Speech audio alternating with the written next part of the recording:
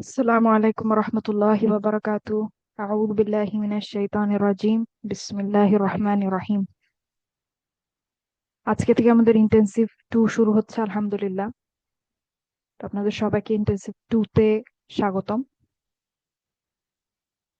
তো প্রথমে ইন্টেন্সিভ 2 আসলে কি হবে তা নিয়ে আমি দু একটা কথা বলি যে আমরা ইন্টেন্সিভ 1 এ অনেক কিছু দেখেছি,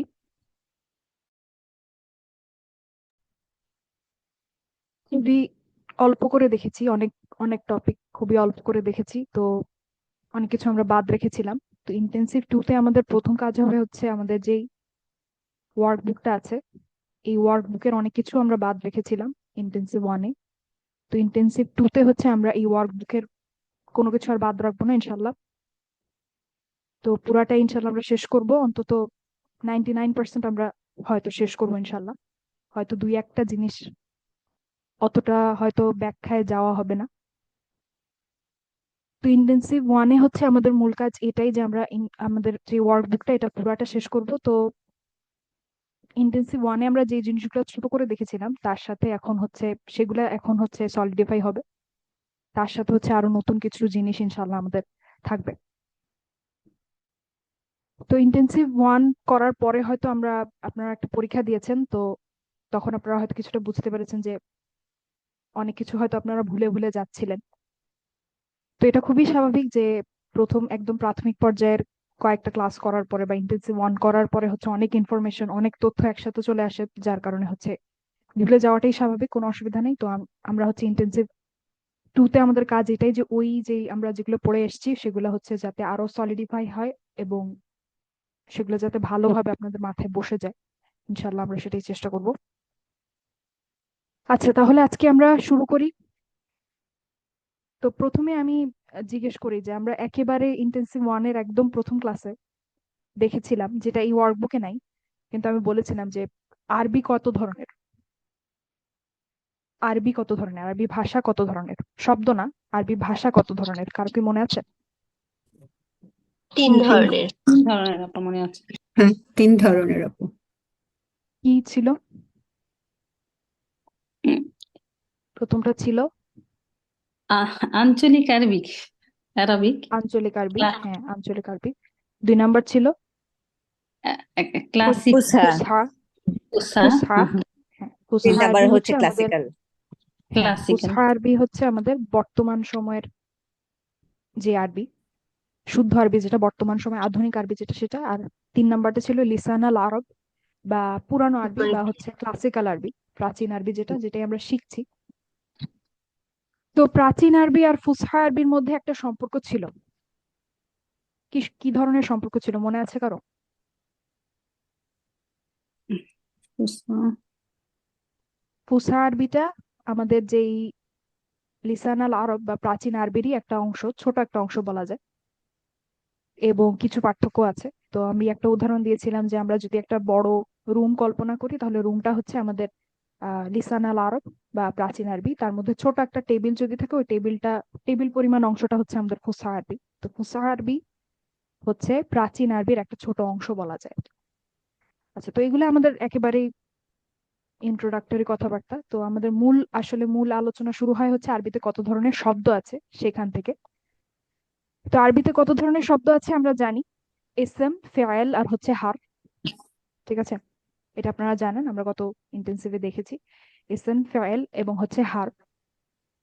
তো ইসম কি ছিল হালিমা আপু, মনে আছে? এখানে লেখা হ্যাঁ আছে। আপা, হ্যাঁ হ্যাঁ হ্যাঁ, ইসমে ছিল কোনো ব্যক্তির নাম, স্থান, বস্তু, ধারণা, বিশেষণ, বিশেষণ and ক্রিয়াপদের জাস্ট এগুলার মধ্যে, মানে ইংলিশে যেটা বলে অ্যাডজেক্টিভ, ভার্ব, এভরিথিং আপনার ইসের মধ্যে পড়ে, ইসমে পড়ে। নাম, হ্যাঁ, ব্যক্তি, ব্যক্তি, স্থান, অবস্থা, হ্যাঁ স্থান, ব্যক্তি, বস্তু, জায়গা, জায়গা, জিনিস, জিনিস, ধারণা, অ্যাডজেক্টিভ আইডিয়া, মানে বিশেষণ, অ্যাডজেক্টিভ, বিশেষণ and অ্যাডভার্ব verb, এবং আরো হ্যাঁ কিছু।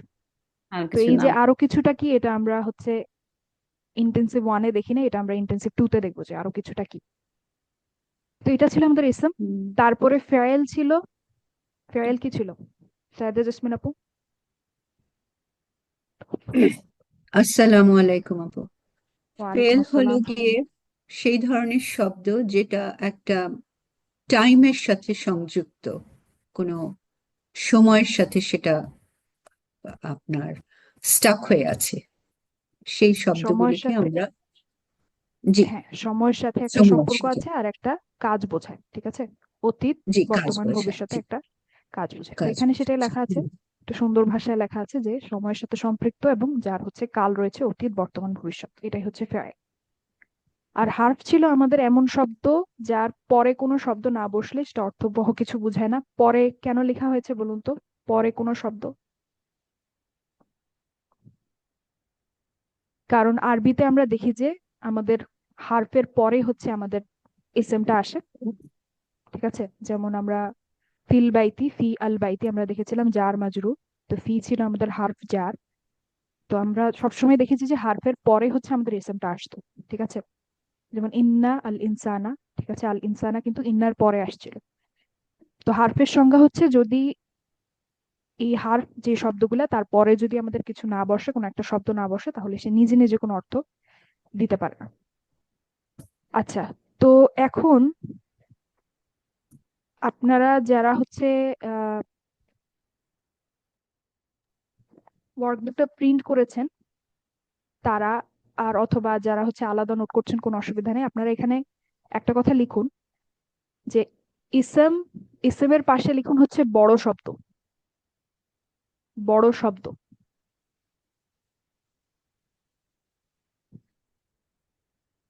ঠিক আছে?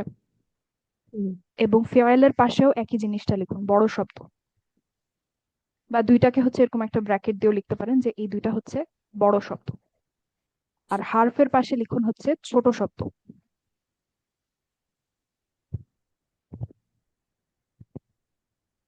লেখা হয়েছে? হুম।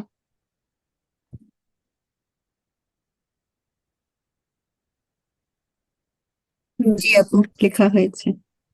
আচ্ছা, তো আপনারা কোরআন পড়ার সময় কোরআনে যে বড় বড় যে শব্দগুলা দেখতে পাবেন, ঠিক আছে, যেমন আল মুমিনুনা, তারপরে আল মুসলিমুনা, বা সালিহুনা, এ ধরনের শব্দ, বা মুসলিমাতি, তারপরে ফেয়েল হতে পারে আমরা দেখেছিলাম যেমন ইয়ানসুরুনা, ঠিক আছে, বা ইয়ানসুরু, এ ধরনের।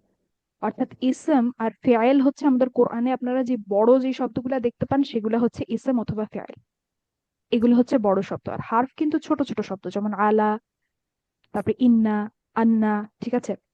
তো হার্ফ হচ্ছে সাধারণত ছোট শব্দগুলা, আর ইসম আর ফেয়েল গুলাই হচ্ছে আমাদের সাধারণত আমরা যে বড় সাইজের যে শব্দগুলা দেখতে পাই সেগুলো হচ্ছে ইসম অথবা ফেয়েল। আচ্ছা, তো আমরা দেখলাম ইসম, ফেয়েল আর হার্ফ। এবং আপু, হার্ফ শুধু একটা একটা অক্ষর দিয়েও হতে পারে, তাই না? যেরকম হ্যাঁ, ওয়াও। হ্যাঁ, অবশ্যই। হ্যাঁ, বি, জি, বি, তাই না? জি, বিসমি, বি। জি, হ্যাঁ। বি, জি। আচ্ছা, তো এরপরে তার মানে আমরা ইসম, ফেয়েল আর হার্ফ আগে থেকে আমরা জানি, তো এগুলার হচ্ছে আর অতিরিক্ত ব্যাখ্যায় আমি গেলাম না, ঠিক আছে? ব্যক্তি, বস্তু, এগুলো আমরা জানি। ধারণা হচ্ছে আইডিয়া, বিশেষণ হচ্ছে অ্যাডজেক্টিভ, আমরা এখন জানি আমরা। আচ্ছা, যেহেতু আমরা ইন্টেন্সিভ ওয়ান শেষ, কেউ একজন বলুন তো বিশেষণের আমরা আরবি টার্মটা কিন্তু আমরা জানি, আরবি নামটা কি? সিফা। কারা? সিফা। সেফা, সেফা। আচ্ছা, তো আর ক্রিয়া বিশেষণ হচ্ছে আমাদের অ্যাডভার্ব, আমরা বলেছিলাম এল ওয়াই যুক্ত শব্দগুলা সংক্ষেপে যদি বলি। আচ্ছা, তো এই হচ্ছে এই ইসম, ফাইল আর হার্ফ, যেটা আমরা আগে মোটামুটি দেখেছি। এখন এইটা কি আপনারা লিখেছেন? মানে এটা কি আপনারা করেছেন কিনা আপনাদের যে এক্সট্রা ক্লাস হয়েছিল, হুম হুম। না এটা খালি আছে? এটা তো মনে পড়ছে না যে করেছি আপু, না। আচ্ছা, না, ঠিক আছে, করা হয়ে তাহলে গেছে তো। জি, ইসম জি, ফেল, আলহামদুলিল্লাহ আমরা করছিলাম আর কি, মানে ইসম, যেটা হচ্ছে ইসমটা হয়ে আচ্ছা, গেছে। এখানের এখানের লেখাটা মনে হয় আপনারা লিখেন নাই, এটা আমি বলি। দেখুন, এখানে বলা আছে উপরোক্ত শব্দগুলোর ব্যতিক্রম সংজ্ঞাগুলো লিখুন। আচ্ছা। ব্যতিক্রম সংজ্ঞা বলতে কি বোঝাচ্ছে এখানে, যে আমরা সামনে দেখবো, আমরা যখন ইসম, ফেয়েল আলাদা করতে চেষ্টা করবো, অর্থাৎ চিনার চেষ্টা করব, তখন আমাদের একটা প্রসেস থাকবে এরকম, যে ধরুন আপনি একটা ইসমের দিকে তাকিয়ে আছেন, কিন্তু আপনি আসলে জানেন না, এটার অর্থ জানেন না, এবং আপনি জানেন না যে এটা হচ্ছে একটা ইসম। তো তখন যদি আমরা ওই শব্দটাকে এরকম প্রমাণ করতে পারি যে শব্দটা ফেয়েল না এবং হার্ফ না, তাহলে কিন্তু আমরা অটোমেটিক্যালি বলতে পারবো যে শব্দটা হচ্ছে ইসম। কারণ আরবিতে কিন্তু এলিমিনেশন তিনটাই শব্দ, এলিমিনেশন প্রসেস আর কি যেটা বলে। এলিমিনেশন প্রসেস, হ্যাঁ এলিমিনেশন প্রসেস। তো আরবিতে তো তিনটাই শব্দ, একটা হচ্ছে ইসম, আর একটা হচ্ছে ফেয়েল, আর একটা হচ্ছে হার্ফ। তো দুইটা যদি আমরা নিশ্চিত ভাবে বলে দিতে পারি যে এই শব্দটা এই দুইটা না, তাহলে 3 নাম্বারটাই হচ্ছে তার উত্তর। তো ইসম এর পাশে তাই আপনারা লিখবেন যে যদি কোনো শব্দ ফেয়েল এবং হার্ফ না হয় তাহলে শব্দটি ইসম। সবাই লিখুন এটা ইসম এর পাশে, যদি একটি শব্দ ফেয়েল অথবা হার্ফ না হয় তাহলে শব্দটি ইসম।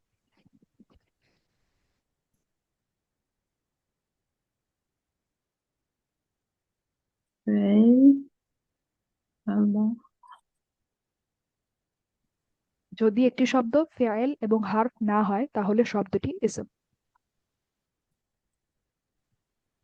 লিখেছেন? ইয়েস আপু। জি আপু, জি। আচ্ছা, তাহলে ফেয়েল কি হবে আপনারাই বলেন। যদি একটি শব্দটা শব্দ ইসম বা হার্ফ না হয় তাহলে এবং সেই হার্ফ না হয় শব্দটি তাহলে সেটা ফিল। লিখে ফেলুন। এবং হার্ফ হচ্ছে যদি একটা শব্দ এসএম ও ফেয়েল না হয় তাহলে শব্দটা হার্ফ। ব্যতিক্রম সংজ্ঞা বলতে আসলে আমরা এটাই বোঝাচ্ছি।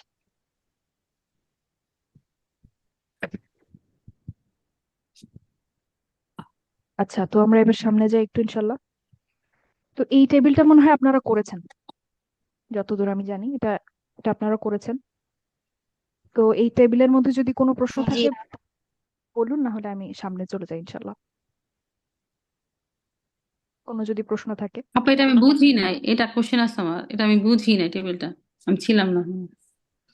আচ্ছা, এখানে এক্সারসাইজে বা অনুশীলনে বলা হচ্ছে যে শব্দগুলা ইসম নাকি ফেয়েল নাকি হার্ফ এটা নির্ণয় করবেন। ঠিক আছে, দেখুন এখানে ই মানে হচ্ছে আচ্ছা ইসম, ক মানে আচ্ছা ফেয়েল, আচ্ছা হ মানে হচ্ছে হার্ফ। আ- আচ্ছা যেমন আচ্ছা আমি আচ্ছা। যদি একটা বলি, হালিমা আপু হুম, টেবিল, টেবিল কি ইসম ফেয়েল নাকি হার্ফ? আপনার টেবিল ইসলাম, কেন ইসম? এটা নাম বুঝাচ্ছে। টেবিল হচ্ছে একটা জিনিস, ঠিক আছে। হুম হুম তো হুম। ব্যক্তি, বস্তু, জায়গা, জিনিস এগুলো তো ইসম ছিল, তাই টেবিল হচ্ছে ইসম।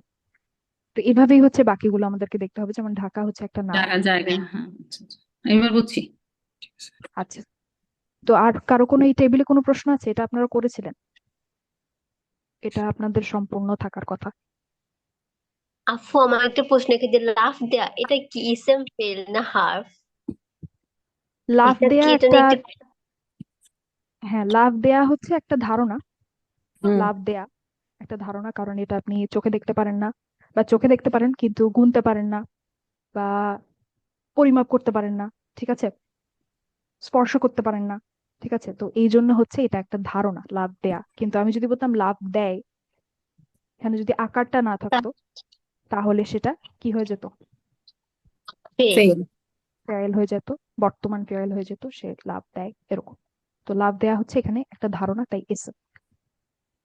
আচ্ছা, আর কারো কোনো প্রশ্ন এই অনুশীলনে?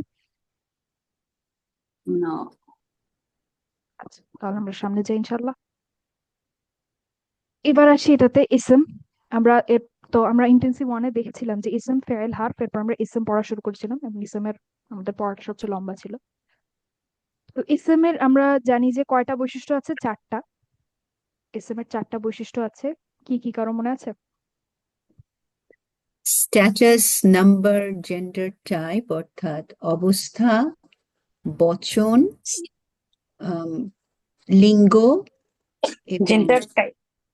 এবং টাইপ, ধরন। জি ধরন, হ্যাঁ, ধরন, জি ধরন। আচ্ছা তাহলে এটা লিখে ফেলুন, অবস্থা, সংখ্যা, লিঙ্গ আর হচ্ছে টাইপ। আপা মনে হয় আপনি আহ, লিখেছেন এটা।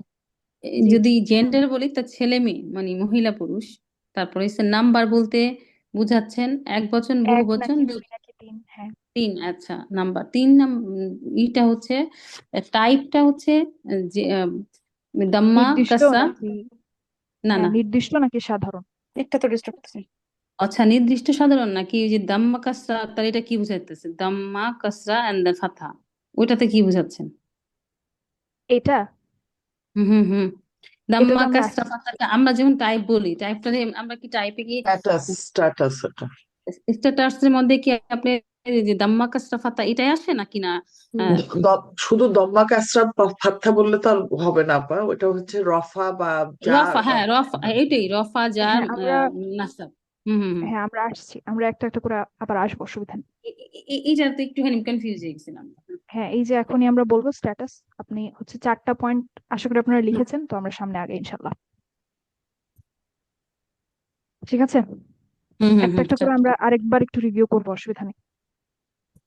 আচ্ছা, তো এখানে দেখুন আমরা এরপরে আমরা হচ্ছে 4টা বৈশিষ্ট্যের মধ্যে স্ট্যাটাস শুরু করেছিলাম বা অবস্থা শুরু করেছিলাম। তো আমরা দেখেছিলাম অবস্থা হচ্ছে 3 ধরনের, একটা হচ্ছে রফা, আরেকটা হচ্ছে নাসব, আরেকটা হচ্ছে জার। তো রফা কি ছিল কারো মনে আছে? এখানে লেখা আছে রফা ছিল আমাদের কর্তা, আমাদের যেই একটা ফেয়াইল থাকলে ফেয়াইলটা যে করছে, কাজটা যে করছে সে হচ্ছে আমাদের রফা। ঠিক আছে, কর্তা। তো রফা ছিল আমাদের উ বা উন, তাই না? উ বা উন উচ্চারণ যেটা ছিল সেটা রফা। তো এখন হুম। রফার ব্যাপারে আমি একটা কথা বলি, এখানে দেখুন লেখা আছে যে রফা, আবার সাথে লেখা আছে হচ্ছে মারফু। ঠিক আছে, মারফু। তো এটার মানে কি, এটা আমরা একটু দেখি।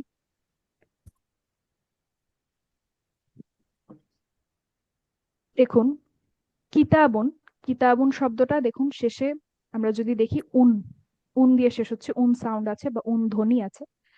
তো কিতাবুন হচ্ছে আমাদের, আমরা জানি যে এটার অবস্থা হচ্ছে রফা। তো আমি যখন এই অবস্থাটাকে ব্যাখ্যা করব, তো সঠিক হচ্ছে এভাবে বলা যে শব্দটি রফা অবস্থায় আছে, কারণ রফাটা হচ্ছে অবস্থা, রফা অবস্থায় আছে, অথবা সঠিক হচ্ছে এভাবে বলা যে শব্দটা হচ্ছে মারফু, শব্দটা হচ্ছে হুম, মারফু।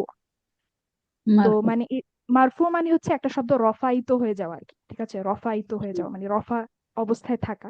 তো সেই শব্দগুলোকে আমরা বলি হচ্ছে মারফু।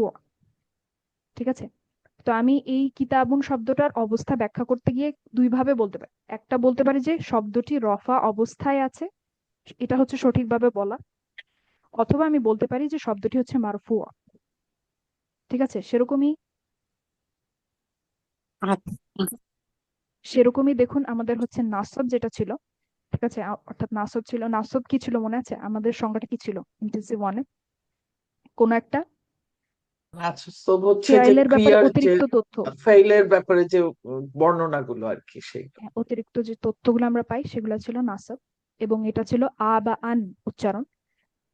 তো তার মানে এটা হচ্ছে নাসব অবস্থায় আছে অথবা মানসুব। ঠিক আছে, মিল আছে দেখুন, নাসব মানসুব। সেরকমই যার ছিল হচ্ছে র বা এর এর সাথে যেই শব্দটা বা র বা এর এর সাথে যে শব্দটা যুক্ত থাকে, অথবা পূর্বের শব্দ, কারণ র বা এর এর পূর্বেই হচ্ছে আমাদের বাংলায় শব্দটা বসে, অর্থাৎ র বা এর যুক্ত হয় শব্দের পরে। তো দুইটা একই কথা। ঠিক আছে, র বা এর এর পূর্বের শব্দ অথবা র বা এর এর সাথে যে শব্দটা আছে সেই শব্দটা হচ্ছে আমাদের যার। তো সেই শব্দটাকে আমরা আসলে এভাবে বলা ঠিক যে শব্দটা যার অবস্থায় আছে, অথবা শব্দটা মাজরুর। ঠিক আছে, শব্দটা মাজরুর। তো আমরা দুই ভাবে বলতে পারি। তো আমি যদি এখন বলি কিতাবুন, তো আমি দুই ভাবে বলতে পারি। একটা হচ্ছে শব্দটা হচ্ছে রফা অবস্থায় আছে, অথবা কিতাবুন শব্দটা হচ্ছে মারফু। কিতাবানের ক্ষেত্রে তাহলে আমরা কি বলবো? যে শব্দটা নাসব অবস্থায় আছে, অথবা শব্দটা মানসুব। মানসুব। আর কিতাবিন দুই ভাবে কিভাবে বলতে পারি? যার অবস্থায় আছে অথবা মাজরুর, অথবা শব্দটি মাজরুর। শব্দটি মাজরুর। আচ্ছা, তো আমরা সহজ ভাবে বলার জন্য ইন্টেন্সিভ ওয়ানে বলেছিলাম যে কিতাবিন হচ্ছে যার, তারপরে আপনার কিতাবুন হচ্ছে রফা, সহজভাবে বলার জন্য বলেছি। কিন্তু আরো সঠিকভাবে বলতে গেলে বলতে হয় যে রফা অবস্থায় আছে, অথবা শব্দটা মারফু, শব্দটা রফা না বলে শব্দটা মারফুও বলতে হয়।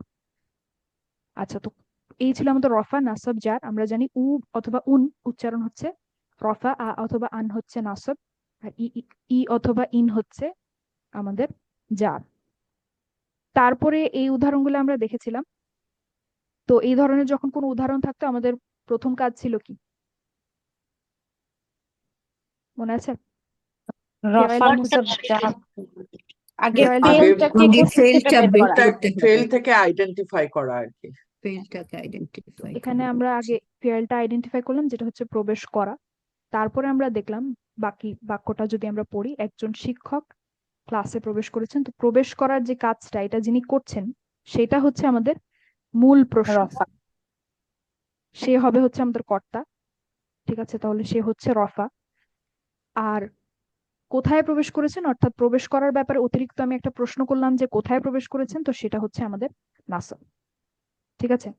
তো এখানে একটা গুরুত্বপূর্ণ পয়েন্ট হচ্ছে যে আমাদের যে নাসব, আমি বলেছিলাম যে ফেয়ারের ব্যাপারে দুইটা দুইটা ক্যাটাগরির প্রশ্ন করা যায়, দুইটা ধরনের প্রশ্ন করা যায়। একটা হচ্ছে মূল প্রশ্ন, সেই মূল প্রশ্নটা করলে হচ্ছে আমরা কর্তাটা পাই, অর্থাৎ আমাদের যে মারফু যে সে পাই, তাকে পাই। আর হচ্ছে ফেয়ারটার ব্যাপারে আমরা চাইলে অতিরিক্ত অনেকগুলো প্রশ্ন করতে পারি, তো সেই প্রশ্নগুলোর উত্তর হচ্ছে আমাদের নাসাব অবস্থায় থাকে অথবা মানসুব হয়, ঠিক আছে। তো এখানে যেমন একটা বাক্য আমরা লিখেছি, শিক্ষকের ছাত্র ঘুমাচ্ছিল, তো ঘুমাচ্ছিলটা হচ্ছে আমাদের ফেয়াল, আমরা প্রথম কাজ ফেয়াল খুঁজে বের করা, তাই আমরা ফেয়াল খুঁজে বের করলাম ঘুমাচ্ছিল। এরপরে আমি যদি বলি কে ঘুমাচ্ছিল, তাহলে হচ্ছে আমরা আমাদের মারফু যে তাকে পেয়ে যাবো, অর্থাৎ রফা অবস্থায় আছে। শিক্ষকের ছাত্র, ছাত্র ঘুমাচ্ছিল, তাই ছাত্র হচ্ছে আমাদের কর্তা। এরপরে আমি ঘুমাচ্ছিলোর ব্যাপারে যা অতিরিক্ত প্রশ্ন করব সেগুলার উত্তরগুলো হবে হচ্ছে আমাদের নাসব অবস্থায় থাকবে অথবা মানসুব হবে। তো এখানে গুরুত্বপূর্ণ পয়েন্ট হচ্ছে এইটা যে প্রশ্নটা কিন্তু ফেয়ালের ব্যাপারে হতে হবে, ঠিক আছে। ফেয়ালের ব্যাপারে প্রশ্ন করলে যদি আপনি কোনো তথ্য পান, সেটা হবে আমাদের মানসুব। তো কেন ঘুমাচ্ছিল, কিভাবে ঘুমাচ্ছিল, কখন ঘুমাচ্ছিল, কোথায় ঘুমাচ্ছিল, দেখুন এই চারটা প্রশ্ন কিন্তু আমাদের ঘুমাচ্ছিল ফেয়ালটার ব্যাপারে, তার মানে এগুলা হচ্ছে মানসুব। কিন্তু দেখুন শেষ প্রশ্নটা আমি করলাম যে কার ছাত্র ঘুমাচ্ছিল, ঠিক আছে, এটা একটু ট্রিকি আলোচনাটা। তো কার ছাত্র ঘুমাচ্ছিল, এই প্রশ্নটা কিন্তু আসলে ঘুমাচ্ছিল ফেয়ালটার ব্যাপারে না, এই প্রশ্নটা হচ্ছে শিক্ষকের ব্যাপারে, কার ছাত্র ঘুমাচ্ছিল, ঠিক আছে। তো এটা কিন্তু আমাদের নাসব হবে না, নাসব অবস্থায় থাকবে না, মানসুব হবে না, ঠিক আছে। কার ছাত্র ঘুমাচ্ছিল, তার মানে নাসব হচ্ছে সেগুলাই যেগুলা হচ্ছে আমাদের ফেয়ালের ব্যাপারে অতিরিক্ত তথ্য দেয় সেগুলা, ঠিক আছে। তো এখানে বাকি এখানে হচ্ছে সবগুলা লেখাই আছে, তো আমরা আপু, কোনটাতে। সরি, আপনি একটু এক্সাম্পলটায় যদি একটু আরেকবার যান, এক্সাম্পলটাতে একটু গেলে আমার একটা প্রশ্ন ছিল যে তাহলে যখন আমরা ফেইলের ব্যাপারে কোনো প্রশ্ন করি, এই যে ঘুমাচ্ছিল কে অ্যাড করে, মানে ওয়ার্ডটা রেখে, সেগুলি সব হবে নাসাব। কিন্তু এখানে তো কর্তা, ছাত্র হলো আমাদের কর্তা যে কাজটা করছে।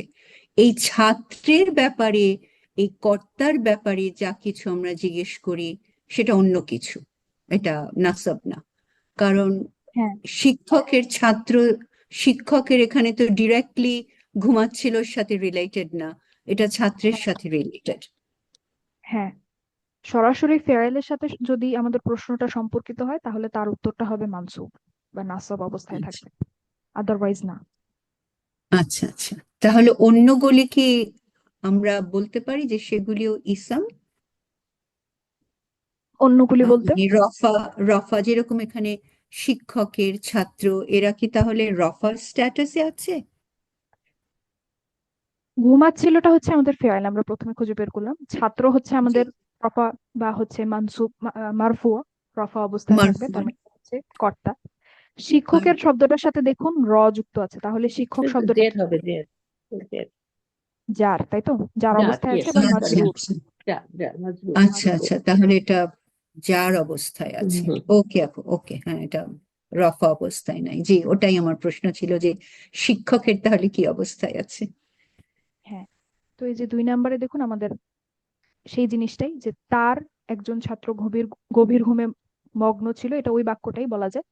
তো দেখুন এই তার শব্দটা, এটা হচ্ছে এটার সাথে র বা এর যুক্ত আছে, ঠিক আছে। আমি বলতাম আগে ইন্টেন্সিভ ওয়ানে যে সে, এর সাথে যদি আমরা র বা এর যোগ করি তাহলে তার হয়ে যায়। তো এই জন্য হচ্ছে এই শব্দটা হচ্ছে যার। সেরকমই এবং এই তারটা হচ্ছে যে ওই অ্যাটাচড প্রোনাউন আর কি, অ্যাটাচড প্রোনাউন হ্যাঁ, হিসেবে আসবে অ্যাটাচ আর কি, তাই প্রোনাউন, হ্যাঁ, হ্যাঁ, হু অথবা হি আর কি। আচ্ছা, তারপরে এখানে 2টা বাক্য, তার মানে আমরা এখানে হচ্ছে মূলত প্রথম কাজ হচ্ছে ফেয়াইল খুঁজে বের করা, তারপরে হচ্ছে কোনটা রফা কোনটা নাসব সেগুলো আইডেন্টিফাই করা, খুঁজে বের করা। তো এইখানে পেজ 3-এর এই এই অনুশীলনটা কি আপনারা করেছেন? জি আপু। সবগুলা করেছেন?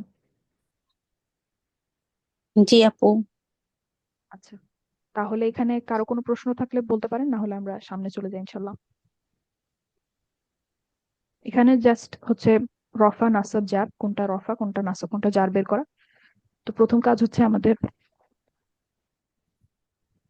ফেয়াইল খুঁজে বের করা, তারপর হচ্ছে কর্তা কে এবং কোনগুলা হচ্ছে মানসুব অবস্থায় আছে বা অতিরিক্ত তথ্য দিচ্ছে সেগুলা খুঁজে বের করা।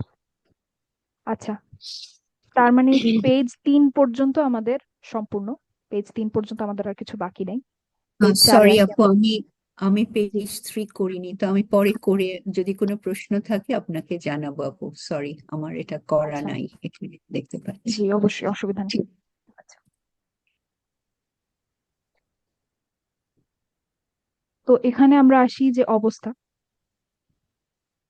অবস্থা যেভাবে চেনা যায়, তো আরবি শব্দের শেষে ধ্বনি বা ধ্বনি সমূহ থেকে, ধ্বনি বলতে আমরা বোঝাচ্ছি সাউন্ড, আর ধ্বনি সমূহ মানে হচ্ছে কম্বিনেশন। ঠিক আছে, বাংলায় লেখা এখানে। এখান থেকে আমরা হচ্ছে অবস্থা বা Combination. স্ট্যাটাস বুঝতে পারি। তো দেখুন এখানে হচ্ছে প্রথমে রফা নিয়ে যদি কথা বলি, দেখুন রফা কিন্তু আমাদের শুধু উ বা উনি ছিল না, ওটা ছিল সাউন্ড। তার সাথে কিন্তু আমরা মুসলিম ছক যখন দেখেছিলাম, দেখেছিলাম যে কম্বিনেশন বলে একটা জিনিস থাকে। ঠিক আছে, তো এখানে দেখুন শেষে উ বা উন থাকলে সেটা রফা, আমরা জানি এটা। তারপরে শেষে যদি আনি অথবা আ থাকে, তো আনি কখন আ কখন বলুন তো, এটার ভারী মানে কি? অবস্থায় আনি এবং হালকা অবস্থায় আ থাকবে। না, এটা ডুয়েল। ডুয়েল, যখন রফা ডুয়েল অবস্থায় না থাকে। না না, আনি, আনিও ডুয়েল আও ডুয়েল। ঠিক আছে, একটা হচ্ছে ভারী আর একটা হচ্ছে হালকা। ঠিক হালকা। আছে, কারণ মুসলিমানি এটাকে হালকা করার জন্য আমরা এই নুনটাকে হচ্ছে বাদ দিয়ে দিতাম, মনে আছে? তখন আ হয়ে যেত, মুসলিম মা হয়ে যেত, শেষে একটা আলিফ থাকতো শুধু। তো আনি বা আ দুইটাই হচ্ছে আমাদের রফা সেকেন্ড, সেকেন্ডের জন্য। তারপরে হচ্ছে উনা বা ইনা, উনা বা ইনা, একটা হচ্ছে উনা আর উ, সরি, উনা আর উ, একটা হচ্ছে ভারী আর একটা হচ্ছে হালকা, সেটা হচ্ছে রফার জন্য। আরেকটা হচ্ছে মুসলিম ছকের। আমরা আসলে মুখস্থ করেছিলাম এভাবে, আমি যদি একটু পেজ 6-এ যাই যেখানে আমাদের ওই চার্টটা আছে, তো আমরা হচ্ছে এরকম কলাম বরাবর মুখস্থ করেছিলাম। ঠিক আছে, তো ওখানে লেখা জি আছে আপু, হচ্ছে জি। রো। এটা অনেক তো হেল্পফুল ছিল আপু, এভাবে হুম। মুখস্থ করাটা। জি। হ্যাঁ, তো এই এই রো বরাবর হচ্ছে রফা আর কি। তো এখানে বলা হচ্ছে উ বা উন হচ্ছে রফা, আনি রফা, আর হচ্ছে উনা রফা। তো সেরকমই আ বা আন হচ্ছে আমাদের নাসব, এবং তারপরে হচ্ছে ইনা বা ই, ভারী হালকা, এটা হচ্ছে নাসব। আবার ইনা অথবা ইনা দুইটাই একই ছিল আমাদের, মুসলিম ইনা মুসলিম ইনা, এটাও নাসব। এবং আমরা যদি মেয়েদের ছকে আসি তাহলে আতিন অথবা আতি, কারণ হচ্ছে আমরা যখন তানবিনকে যখন হালকা করতে যাই তখন আমরা একটা তানবিন বাদ দিয়ে দেই। তারপরে জারও একই জিনিস, ই বা ইন হচ্ছে জার, এবং ইনা ইনা, ইনা অথবা ই হালকা, এবং আতিন আতিন, অর্থাৎ আমাদের নাসব এবং জার ছিল একই। তো এটা হচ্ছে সেটাই। তো এটা আমরা বুঝলাম। তার মানে পেজ 4-এর মানে হচ্ছে এখানে রফা নাসব জার, এখানে হচ্ছে সাউন্ড এবং কম্বিনেশন মিলিয়ে দেখানো হয়েছে যে কোনটা রফা কোনটা নাসব কোনটা জার। তার মানে পেজ 4 পর্যন্ত এটাই আমাদের আলোচনা। তারপরে আমার মনে হয় পেজ 5-এর যেই এক্সপ্লেনেশন, অনুশীলনগুলো হচ্ছে আমরা করেছিলাম। ঠিক আছে, অনুশীলনগুলো আমাদের করার কথা। তো এখানে হচ্ছে এগুলা খুবই সোজা অনুশীলন। পেজ 5-এর কি এই অনুশীলনটাকে আমরা পুরোপুরি করেছিলাম কিনা, কোনটা বাকি আছে? তাহলে আমি সেটা একটু, আচ্ছা এটা বোধহয় আমরা সবটাই করেছি। তো আমি শুধু একটা একটু দেখি, যে একটা আমি দেখবো সেটা হচ্ছে লি গোলা মাইনি, লি গোলা মাইনি। ঠিক আছে, লি গোলা মাইনি, এইটার আমরা শুধু অবস্থা নিয়ে কথা বলছি এখন, অন্য কোনো প্রপার্টি না, অন্য কোনো বৈশিষ্ট্য না। অবস্থা কি হবে? নাসব জার। আচ্ছা, শেষে, আইনি আছে। আইনি আছে। শেষে আইনি আছে, মুসলিম আইনের মতো, অর্থাৎ এটা হচ্ছে নাসব এবং জার। কিন্তু এখানে শব্দটা কিন্তু গোলা মাইনি, আর লিটা কিন্তু আলাদা করে যোগ করা। এবং যেহেতু আপনারা ইন্টেন্সিভ 1 শেষ করেছেন, তাই আপনারা কিন্তু এখন জানেন যে লিটা কি। Half jar. তাহলে এখন কি আর এটার উত্তর নাসব অথবা জার হবে? না, না জার না। মাত্র তার মানে পুরোটাই হবে হচ্ছে যার অবস্থায় আছে। হ্যাঁ, যার অবস্থায় আছে অথবা মাজরুর। Yes. তো তখন আমরা জানতাম না, তাই আমরা বলেছিলাম যে নাসব অথবা জার। তো এখন যেহেতু আমরা হার্ফ জার এবং মাজরুর শিখেছি, তাই আমরা বলতে পারছি যে এটার অবস্থা একটাই উত্তর, সেটা হচ্ছে মাজরুর।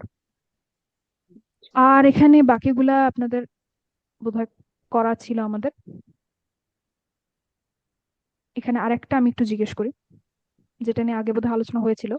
বি সুলতানিন, এটার যদি আমি অবস্থা জিজ্ঞেস করি। এটা এটা যার এটা যার অবস্থায় আছে। অবস্থা। যার যার অবস্থায় আছে। মাসুব, নাসব। হ্যাঁ, নাসব না, যার না, মাজরুর, যার যার যার অবস্থায় আছে, বি যার আছে প্রথমে, মাজরুর। বি যার আছে মাজরুর। যার প্রথমে। অবস্থায় আছে, হ্যাঁ, যার যার মাজরুর। মাজরুর। হ্যাঁ, যদি বাটা নাও থাকতো তাও কিন্তু এই যে সুলতান নিন, যদি যার বাটা অবস্থায় নাও আছে। থাকতো, যারই আছে। সুলতান নিন, Yes. ইন মানে কিন্তু আমরা জানি যে আমরা এটা হচ্ছে যার অবস্থায় আছে অথবা মাজরুর। আচ্ছা, তো পেজ 5 এই পর্যন্তই, তাহলে বাকিগুলো আমরা করেছি। তারপরে আমরা একটা জিনিস পড়েছিলাম যে হালকা ভারী, হালকা বনাম ভারী। আচ্ছা না, এটা হচ্ছে পেজ 6, এটা হচ্ছে আমাদের মুসলিম ছকটা। তারপরে আমরা পড়েছিলাম মুসলিম ছক, এখানে কিছু গুরুত্বপূর্ণ কথা আছে। আচ্ছা, তো মুসলিম ছক আপনারা সবাই মুখস্থ করেছেন, এটা আমি জানি, কিন্তু কেন মুখস্থ করেছেন বলুন তো, উদ্দেশ্যটা কি? এই এটা রফা নাসব যার এটা বের এটা করার জন্য, মানে স্ট্যাটাস। এটা প্রেজেন্ট সিচুয়েশনে বোঝার জন্য। হ্যাঁ, মুসলিম ছকটা আমরা মুখস্থ করেছিলাম এই জন্য যে অন্যান্য শব্দগুলার অবস্থা আইডেন্টিফাই করার জন্য, অথবা সংখ্যা এবং লিঙ্গ আইডেন্টিফাই করার জন্য বা চিনার জন্য হচ্ছে আমরা এই ছকটা ব্যবহার করি। ঠিক আছে, এই জন্য আমরা মুখস্থ করেছিলাম। তো এখন এখানে কিন্তু এইটা তো আমাদের বেশি সময় পাম বর্তমান ভবিষ্যৎ বোঝায়। এটা এটা ঠিক আছে আমি নাকি না? বর্তমান ভবিষ্যৎ বলতে বর্তমানে না, যখন আপনি আমরা যে কিন্তু আইন, আমরা আমরা কিন্তু তো নাম ইসেম নিয়ে কথা বলছি, এখানে কিন্তু সময়ের সাথে কোনো সম্পর্ক নাই। আচ্ছা আচ্ছা বর্তমান ভবিষ্যৎ ফেয়াইলের আলোচনা। আচ্ছা ঠিক আছে, আচ্ছা। এখন আপনারা হচ্ছে এই যে 3 নাম্বার যে কলামটা আমাদের মুসলিমুনা মুসলিমিনা মুসলিমিনা, এই কলামটার এখানে লিখুন যে এই এই কম্বিনেশনটা শুধুমাত্র যাদের জ্ঞান বুদ্ধি আছে বা আপনাদের সিদ্ধান্ত নিতে পারে এরকম, বা জ্ঞান বুদ্ধি আছে বললেই যথেষ্ট, তাদের জন্য ব্যবহৃত হয়। এটা কোনো বস্তুর জন্য ব্যবহৃত হয় না। এটা খুব ইম্পর্টেন্ট একটা পয়েন্ট, এটা আপনারা এই কলামের পাশে লিখুন। পিপলের জন্য ব্যবহৃত হয় উনা ইনা ইনা।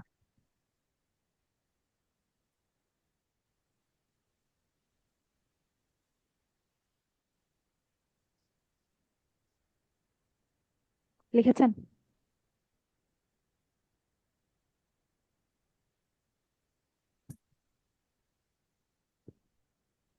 আর আমাদের যে মেয়েদের ছক ছিল সরি। জি, ঠিক আছে, আপনি বলতে যাচ্ছেন, ঠিক আছে আপু, আপনি বলেন। ওই মেয়েদের ছকটার কথাই আপু, হ্যাঁ, আপনি কন্টিনিউ করেন। মুসলিমাতুন মুসলিমাতিন মুসলিমাতিন বস্তু এবং ব্যক্তি বা হচ্ছে জ্ঞান বুদ্ধি আছে এরকম 2 ক্যাটাগরির জন্যই ব্যবহার হতে পারে, অর্থাৎ যে কোনো কিছুর জন্য ব্যবহার হতে পারে। তো আমরা যদি কয়েকটা উদাহরণ দেখি এটার মানে কি। তো এখানে দেখুন যে আমি যেটা বললাম আমাদের হচ্ছে মুসলিম ছক ছেলেদেরটা আমি একবার একটু বলি, মুসলিমুন মুসলিমান মুসলিমিন মুসলিমানি মুসলিমাইনি মুসলিমাইনি, এটা হচ্ছে 1 আর 2। এরপরে 3 নম্বর কলামে যখন আমরা আসি বহু বচনে, মুসলিমুনা মুসলিমিনা মুসলিমিনা। তো এই উনা ইনা এবং ইনা, এখানে আমি সব উনাই নিয়েছি। তো একই কথা, রফা নাসব জার কম্বিনেশন বোঝাচ্ছি আমি। উনা ইনা এই কম্বিনেশন গুলা সবসময় হচ্ছে কোনো বুদ্ধি জ্ঞান বুদ্ধি আছে এরকম, অর্থাৎ পিপলের জন্য ব্যবহৃত হয়। তো সলিহুনা, সলিহুনা মানে হচ্ছে আপনার ভালো ব্যক্তিবর্গ, ঠিক আছে, বা ভালো বান্দারা, এরকম এরকম কারোর জন্য ব্যবহৃত হবে। ঠিক আছে, এটা কোনো বস্তুর জন্য কিন্তু ব্যবহৃত হবে না। সেরকম মুমিনুনা বিশ্বাসী বান্দাগণ, মুশরিকুনা হচ্ছে যারা আপনার শিরক করে তাদেরকে, তারাও কিন্তু ব্যক্তিবর্গ বা হচ্ছে এরকম কোন একটা জ্ঞান বুদ্ধি আছে এরকম কোন একটা গ্রুপকে বোঝায়। সবিরুনা মানে হচ্ছে যারা ধৈর্যশীল, সেরকম বান্দারা। ঠিক আছে, দেখুন সবগুলোর অর্থ কিন্তু আমি এমন ভাবে অনুবাদ করলাম বা এমন ভাবে বললাম যাদের কিন্তু জ্ঞান বুদ্ধি আছে, ঠিক আছে, চিন্তা করার শক্তি আছে। কিন্তু অন্যদিকে আমরা যদি মেয়েদের ছকটাতে আসি, দেখুন এখানে আয়াতিন, এটা কিন্তু আমাদের মেয়েদের ছক থেকে নেওয়া কম্বিনেশন। আয়াতিন কিন্তু কোনো ব্যক্তিবর্গ বোঝায় না বা হচ্ছে জ্ঞান বুদ্ধি আছে এরকম কোনো গ্রুপকে বোঝায় না, বরং এটা কিন্তু একটা বস্তুবাচক শব্দ। আয়াতিন মানে হচ্ছে নিদর্শন সমূহ, ঠিক আছে, অমানুষবাচক। সেরকম বাইয়িনাতিন মানে হচ্ছে পরিষ্কার, ঠিক আছে। তারপরে আমি যদি বলি সামাওয়াতিন, সেটা হচ্ছে আকাশসমূহ। তো এই তিনটা হচ্ছে আমাদের বস্তুবাচকের আকাশসমূহ। উদাহরণ, কিন্তু আবার এটা কিন্তু মানুষবাচকের জন্য ব্যবহৃত হতে পারে। মানে আতুন আতিন মেয়েদের ছকের আমাদের যে বহুবচনের যে কম্বিনেশনটা, সেটা বস্তু এবং ব্যক্তি উভয় ক্ষেত্রেই ব্যবহার হতে পারে। যেমন মুমিনাতিন মানে হচ্ছে বিশ্বাসী বান্দাগণ, নারীগণ, বিশ্বাসী নারীগণ। তারপরে মুশরিকাতিন হচ্ছে যারা আপনার শিরক করেন এমন নারীগণ। তারপরে হচ্ছে সবিরাতিন মানে হচ্ছে যারা ধৈর্যশীলা, এরকম নারীগণ, ঠিক আছে। তো আতুন আতিন কিন্তু বস্তু এবং ব্যক্তি উভয় ক্ষেত্রে ব্যবহার হতে পারে, কিন্তু উনা ইনা আমাদের ছেলেদের ছকের যেই বহুবচন কম্বিনেশন উনা ইনা, এটা অবশ্যই কোনো ব্যক্তিবর্গের জন্য বা পিপলের জন্য ব্যবহৃত হয়, কখনো বস্তুর জন্য ব্যবহৃত হয় না, ঠিক আছে। আপু আপু তাহলে আম, মানে এঞ্জেলস তারা কোন গ্রুপে পড়ে আপু? তারা এই এই গ্রুপে এম পড়বে। এম থ্রিতে উনাতে যাবে। হ্যাঁ, মানে তারা মানুষবাচকে পড়বে বা হুম। জ্ঞান বুদ্ধি আছে আচ্ছা এরকম আচ্ছা। ক্যাটেগরিতে পড়বে। জিন জিন তারপর হচ্ছে তার ফেরেশতা মানে এরা তার মানে নাই না। তার মানে বস্তুবাচক আর মেয়ে বা মহিলাবাচক একসাথে যাবে, তাই তো? হ্যাঁ, তো এই গ্রুপে পড়বে এটা বলাটা আসলে ঠিক না। আমি বলতে চাচ্ছি যে তারা হচ্ছে জ্ঞান বুদ্ধির ক্যাটেগরিতে পড়বে। তো জ্ঞান বুদ্ধির ক্যাটেগরি আচ্ছা, কিন্তু এখানেও আছে, হ্যাঁ নিচেরটাতেও আছে। হ্যাঁ হ্যাঁ হ্যাঁ, এটা তো নিচেরটাতে মেয়েদের ব্যাপার। বস্তু ব্যক্তি দুইটাই, কিন্তু ছেলেদের ছকটা হচ্ছে শুধুই ব্যক্তিবর্গের জন্য, ইয়েস। ঠিক আছে। আর এবং আর 2 মিনিট। ব্যক্তির সাথে আপু ব্যক্তির সাথে জিন এবং ফেরেশতাও থাকবে তাই হ্যাঁ না হ্যাঁ, ছেলেদের মানুষ গ্রুপে? জিন ফেরেশতা। হ্যাঁ, মানুষ জিন আচ্ছা ফেরেশতা, এই 3টা ফেরেশতা, ক্যাটাগরি। আসল আচ্ছা। আসল যাদের আছে আর কি। হ্যাঁ, জি। তো এখানে আমি লাস্ট একটা কথা বলি, আমাদের সময় আজকে শেষ। আর আর 1 মিনিট আছে। আচ্ছা, কালকে কালকে বলবো এটা ইনশাল্লাহ, কালকে এটা বলে শুরু করবো ইনশাল্লাহ, ঠিক আছে। আচ্ছা, আজকে আর আমাদের সময় নাই, জি আমাদের হচ্ছে সময় প্রায় শেষ। আচ্ছা, তো তাহলে আজকে মোটামুটি আমরা পেজ 6 পর্যন্ত কমপ্লিট করলাম। পেজ 6 পর্যন্ত আমাদের আর কিছু আর আসলে বাকি নেই। তো এর মধ্যে যদি কোনো প্রশ্ন থাকে আপনারা আগামী ক্লাসে করতে পারেন, পেজ 6 পর্যন্ত, ঠিক আছে। তো এখানে কিছু অনুশীলনী ছিল, এর মধ্যে যদি কোনো প্রশ্ন থাকে অথবা কনসেপ্ট গুলাতে যদি কোনো প্রশ্ন থাকে, ঠিক আছে। আচ্ছা। আচ্ছা, তাহলে আজকে আমাকে এখানে শেষ করতে হচ্ছে। সবাই ভালো থাকবেন ইনশাআল্লাহ। আসসালামু আলাইকুম ওয়া আসসালামু রাহমাতুল্লাহ। ওয়ালাইকুম সালাম। জাযাকিল্লাহু খাইরান আপু। আলাইকুম। জাযাকিল্লাহু খাইরান। ওয়ালাইকুম আসসালাম। ওয়ালাইকুম আসসালাম রহমতুল্লাহ।